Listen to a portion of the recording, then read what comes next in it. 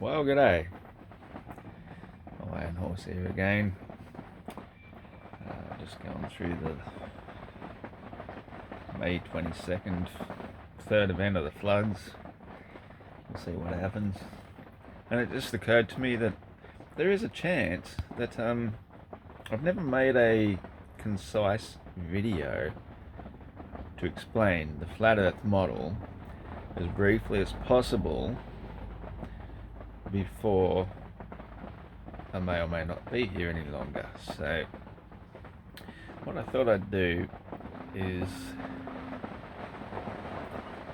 try to break it down as quickly as I can. I haven't even thought about this. I should have maybe wrote a few notes, but I didn't, because sometimes that can just mess you up.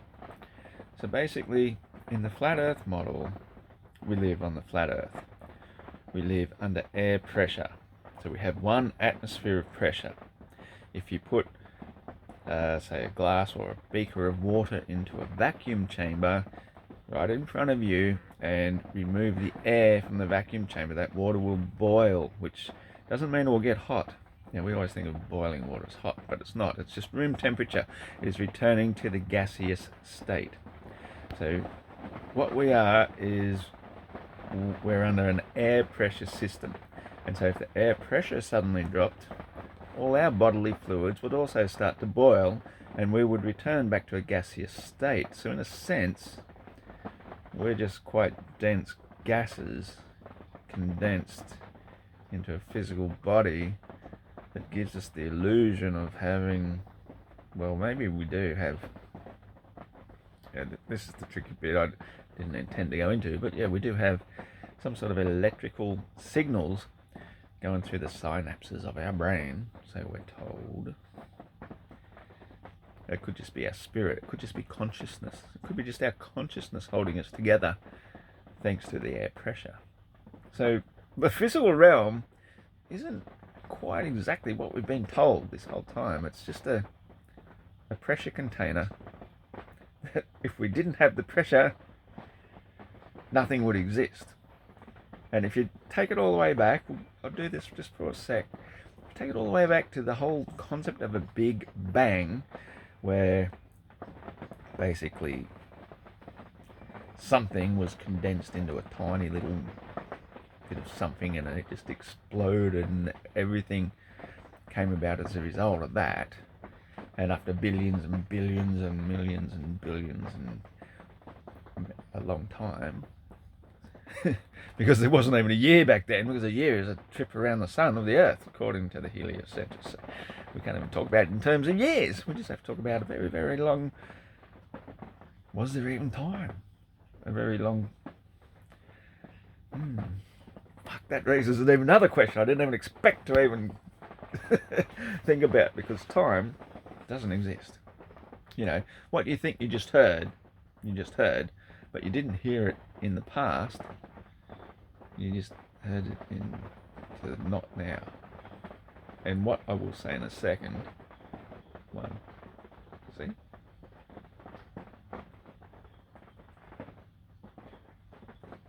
It's not time. It's not time.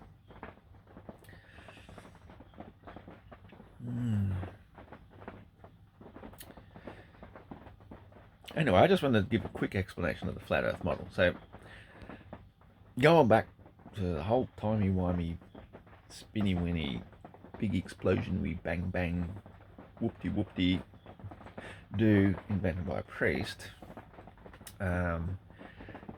is that if Earth came out as a certain size, we're going to call it 8,000 mile diameter, up and down, widey, gets a little bit wider because of its spinny, all that sort of bullshit. But basically, it's the next best thing to a perfect sphere, according to the heliocentric dialect. So, the mass of that sphere is sufficient, that's the word, to pull enough of the gases whizzing and burning and flirting and doing all that shit through the universe, was able to hold just enough to create an atmosphere. And then, therefore, then the pressure of that atmosphere was sufficient to keep water under water pressure to remain water in the liquid form and not return to the gaseous form that it would do inside of a vacuum. Now, this is sort of like one of these things. Are you putting the cart before the horse, or the horse behind the cart? Or, you know, if you don't have the air pressure in the first place, you don't get the water. And without the water, you don't get the air pressure, because the atmosphere is quite a large percent of water vapor. And so then you have to go back to the mass of the earth, holding on to the stuff that just wants to return back to its vaporous state because there's no pressure, in order to create enough pressure to keep it from not going into its vaporous state. So the Big Bang is just not impossible. It is impossible. Maybe if I said not impossible, that might have been a Freudian slip. So nothing is impossible. So there you go. The Big Bang is nothing. So let's get back to the flat Earth model. Took an arrow to my knee last night, so I'm a little bit pain. So the flat Earth model has a firmament above it. Not one, but at least two. And the first one isn't even firm, so I don't even know what's called firmament, but it's a gaseous layer of atmospheric gases that have pressure, because the Earth isn't moving through space. There's no Big Bang. We're just sitting at the bottom of the known universe, of known existence. So yes, a simulation theory is far more plausible than just about any other that you can think of, but even if it's a simulation theory, it's a very good simulation, because it simulates reality and physics the way that we can best understand it. So that's why I quite like it. It's a reality simulation in real time.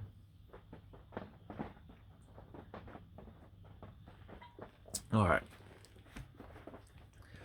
So we've got a firmament. I'm just going to pluck figures out of the air here because I don't know the true figures. But I'm going to estimate the firmament, the very firm firmament, the one that we cannot penetrate, cannot get past, the one they sent all these nuclear bombs up to during Operation Fishbowl back in the 60s to try and penetrate, is about 60 to 70 miles high. That's my ballpark figure. I'd even suggest sometimes slightly less, but ballpark figure 62 miles. We'll just give it that.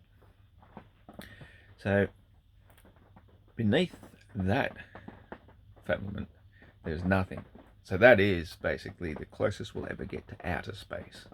It's inner space, but it's above us.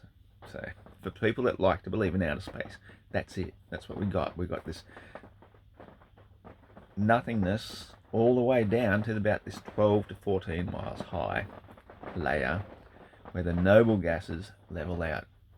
Because once you get above a certain height, and you don't have to go very far before you get above the weather.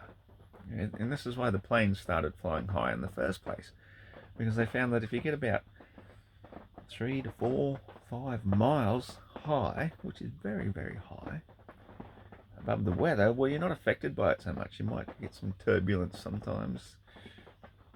Who knows what that's caused by, but I'm sure they'll still tell us it's the weather.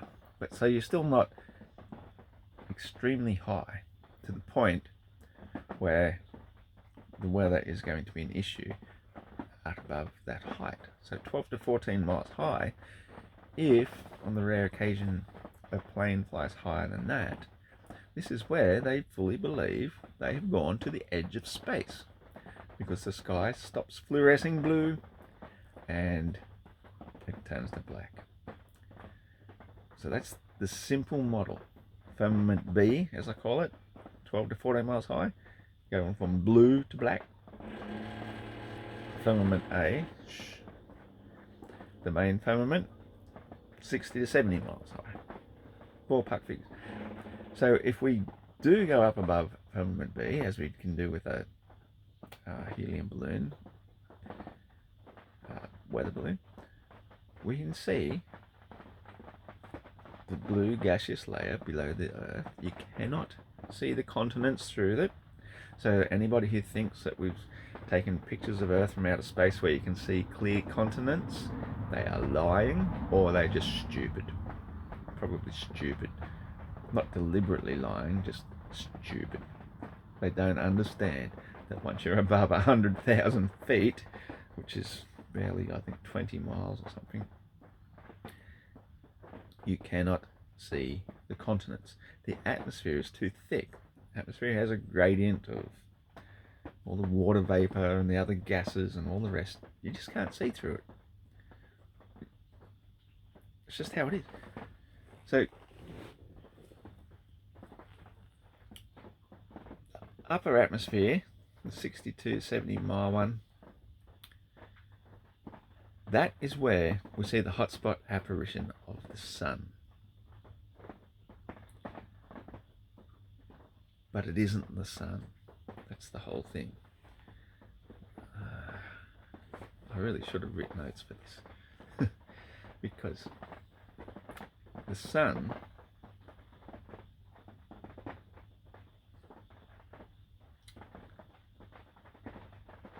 that we see and think of as the sun is just a glowing orb of plasma. Now, if you ever watch somebody do welding, you know, I used to see people doing it when I was a kid or whatever, and they're welding, what they're doing, it's called arc welding. So when you put the positive contact onto the negative, when it arcs between them, it creates a fusion, which creates this glowing ball of plasma. And it's too bright to look at, as I say. It's like as bright as looking at the sun, and this is the tiny little version of it. So when I talk about the sun creating an orb of plasma in the firmament, what I'm saying is that there is a power source beyond the firmament, and it's very powerful, obviously. That's what power sources are. And so you got your positive and you got your negative. And what's could actually go the other way, to be honest, but it doesn't really matter what you call them, positive or negative. But what you've really got is your power source, and you've got your earth. And so where you've got your earth is where the power creates a connection with the earth, because it's earthing it. It's the physical earth of the power source. And so what happens, because it's up so high, up where all the highest of the gases go to, create a pressure system, which is like a reverse pressure system. Because if you think about it, a helium balloon is actually creating pressure inside the balloon. So when helium creates pressure inside of the firmament, it's also creating a downward pressure back against the other gases, which are more dense. That's how you get that balance of equilibrium. And because I believe that the firmament itself is actually hydrogen, because it's the lightest of all the known elements that we know. Yeah, somebody might prove me wrong one day, but today this is the best explanation. So the hydrogen layer of frozen gases, which is in a constant state of flux. If ever you've seen frozen ice down here, it's never liquid, it's always constantly between one or the other. So the energy of the sun, whatever that might be, you know, a lot of people have a lot of theories about that. Mine is that it's a, well, you always used to say interdimensional portal, but it's not a fair word to use, really.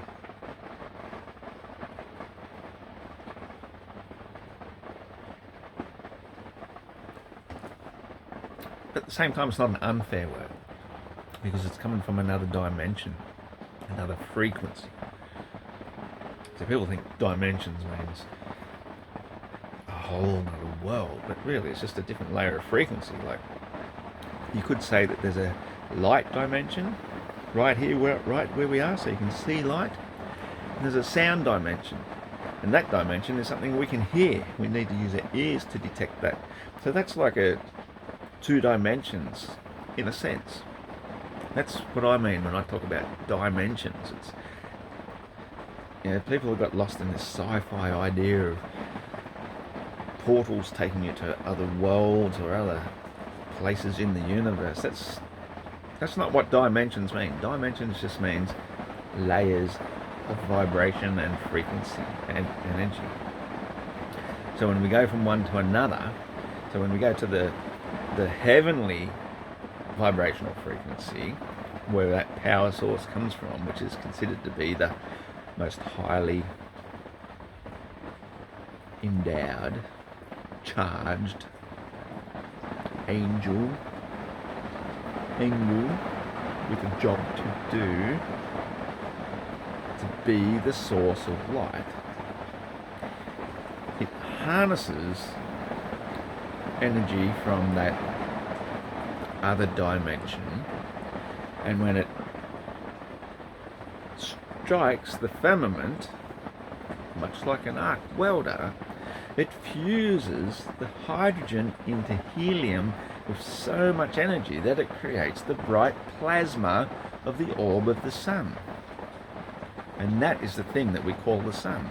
But that thing that we call the sun, because we see it from way, way, way down into our physical dimension, and we're looking up through all the other gases, the noble gases that create the daylight and whatnot, is when we do look up through that, when we see the sun, it becomes more of what appears to be a physical orb of light.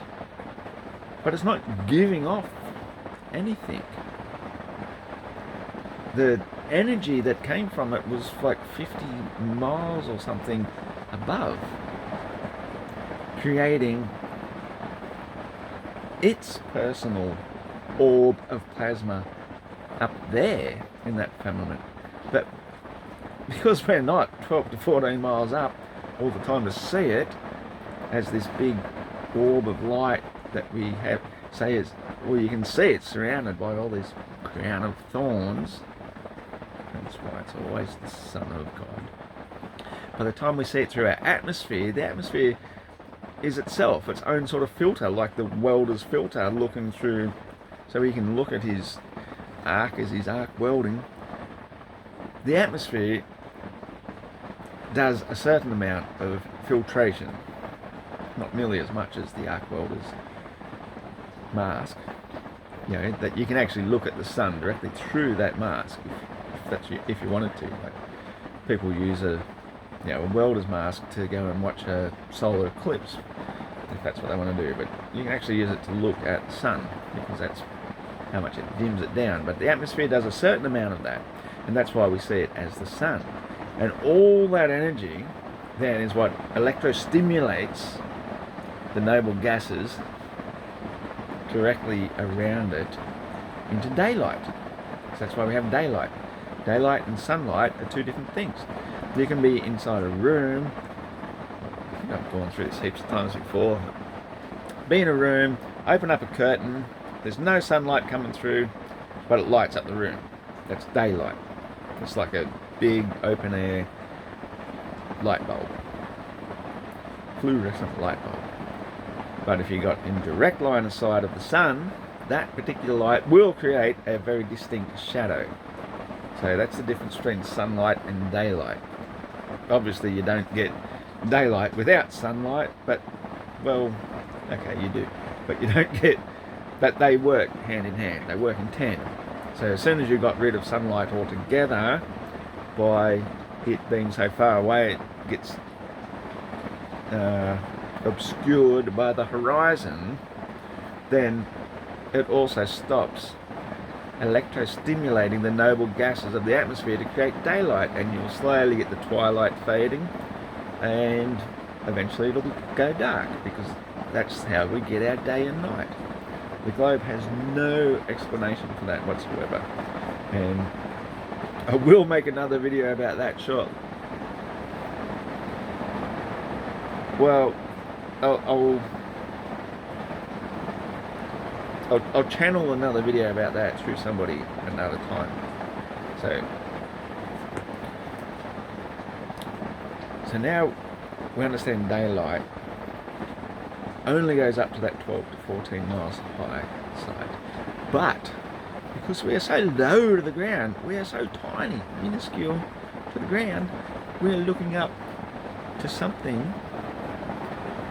And although I say the firmament is just that 60 to 70 miles high, the sun itself, the actual portal of energy that directs that into the firmament, may well indeed be 3,000 to 4,000 miles high above the firmament.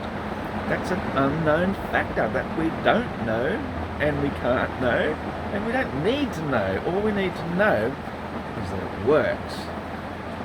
And the way it works is that by directing the light directly into the firmament, into a direct line of sight to each and every individual viewer, is that you will see the sun, and as you move, as you walk around, you go anywhere, you jump into a speeding car and drive off 500 kilometers, that sun will follow you. That's what it does. You look at it across the water, it comes to your feet. You walk down the bloody lake, it will come to your feet. Your sun is completely dependent upon you and what you see through your eyes. That is where light comes from. It's in here. The light is received within the viewer. Flood event number 5 for today. I think it's 0 o'clock.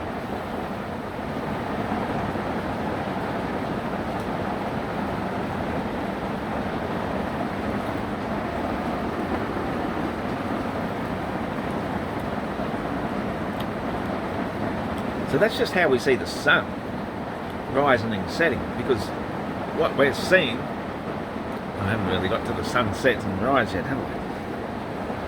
It doesn't matter how high it is. You're only ever going to see it at 70 miles high.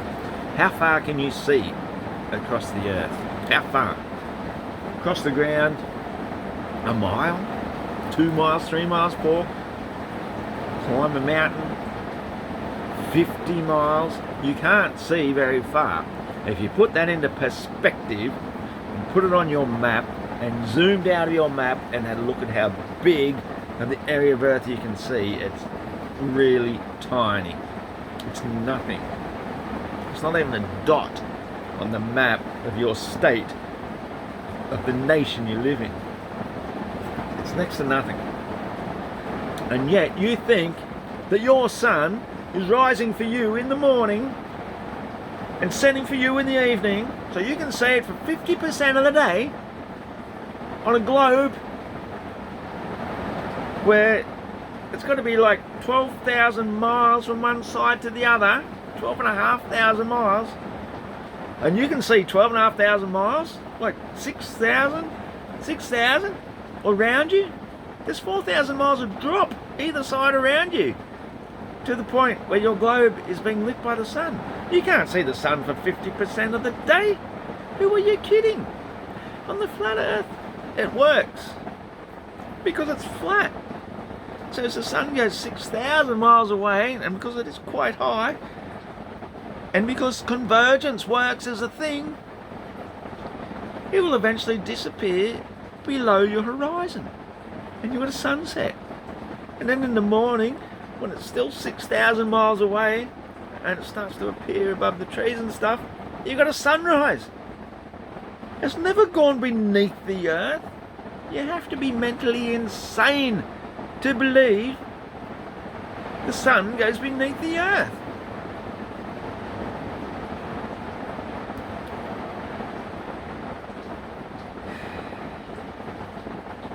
I was going to do the moon as well, but I think I'll do the moon next time.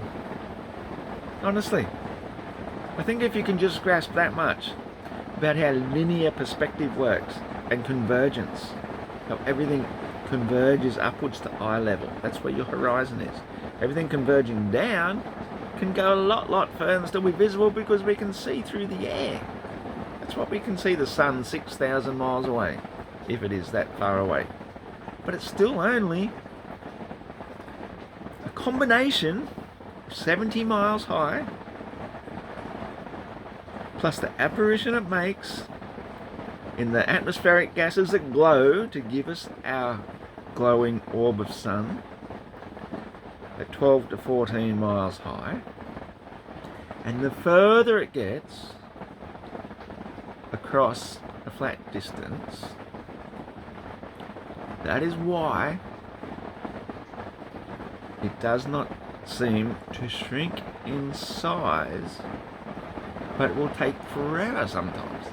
Take forever and ages to actually set, because the further you see through the convergence point, the more all that stuff gets compressed into a singularity, and as it gets compressed into that singularity, you are seeing further and further and further. The light itself